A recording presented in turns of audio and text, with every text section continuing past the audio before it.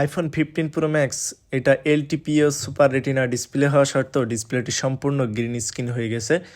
এটা কি কারণে হয়েছে সেটা আজকে আমি দেখব, এবং আপনারা অ্যাকশন বাটন এবং টাইপ সি পোর্ট থেকে অবশ্যই বুঝতে পারছেন এটা আইফোন 15 প্রো ম্যাক্স। এটা বোঝার আর অবকাশ থাকে না। তো এটা আজকে আমরা রিপেয়ার করব, আপনাদের সামনে কিছুটা অংশ তুলে ধরার চেষ্টা করব। তো এই যে 2025 সালে এসেও আইফোন 15 প্রো ম্যাক্স এত পরিমাণ যে গ্রিন স্ক্রিন হোয়াইট স্ক্রিন হচ্ছে, মূলত অ্যাপেলের যে আপনার স্ক্রিন সমস্যা, এটা 2020 সালের পর থেকে আইফোনের স্ক্রিন সমস্যা বেরিয়েছে। এরপরে আপনার 12 সিরিজে কোনো স্ক্রিন সমস্যা ছিল না এর আগে।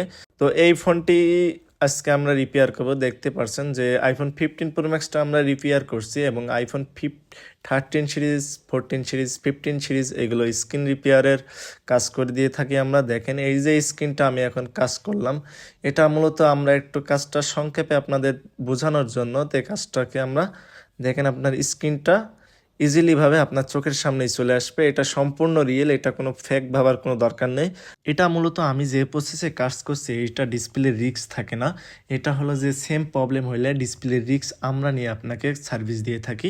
আইফোন 15 প্রো ম্যাক্সের একটা নতুন ডিসপ্লে আপনার 50,000 বা 45,000 টাকার আশপাশে। তো আপনারা টাইপ সি পোর্ট এবং অ্যাকশন বাটন দিকে এটা অবকাশ থাকে না যে এটা 15 প্রো ম্যাক্স। তাদের 15 pro max green screen white screen হচ্ছে, আমাদের শপে যোগাযোগ করতে পারেন। Thank you.